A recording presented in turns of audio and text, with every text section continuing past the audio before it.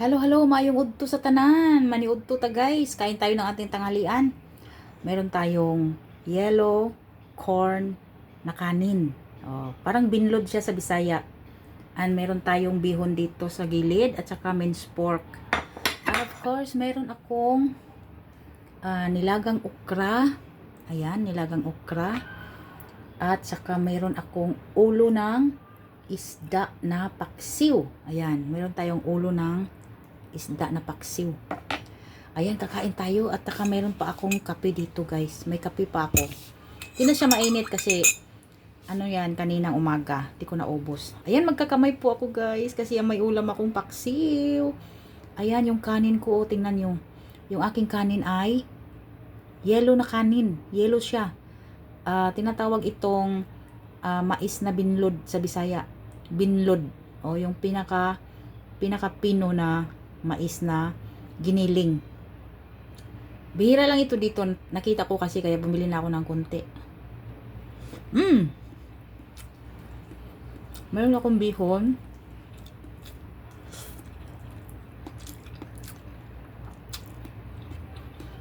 Nilagang okra. Pinaibabaw ko lang ito sa paksiw. Paksiw. Sarap.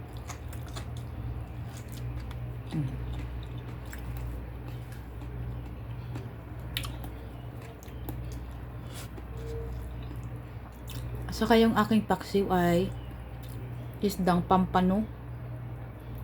Ayan, maputi yung laman.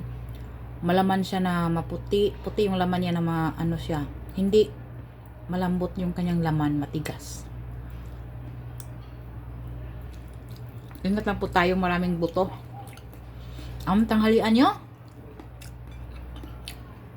mayroon tayong minced pork na mayroong cabbage, preserved cabbage.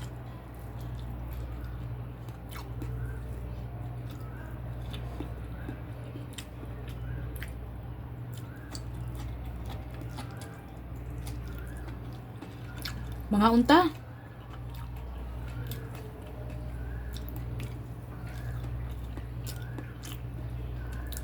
Minsan lang ako nakakain ito guys. Sarap talaga siya.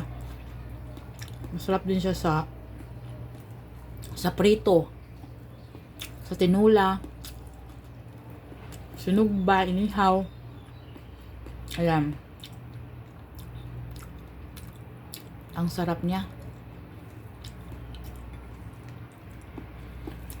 Pinaksiw ko siya tapos dahil wala akong suka, pinigaan ko siya ng lemon. Ayun. Masarap din pala yung lemon guys. Patanggal ng langsa ng isda. Ayan.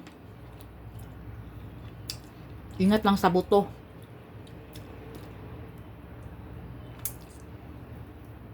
Kasi merong mga liliit na buto. Delikado din. Tsaka meron tayong kape. O, diba?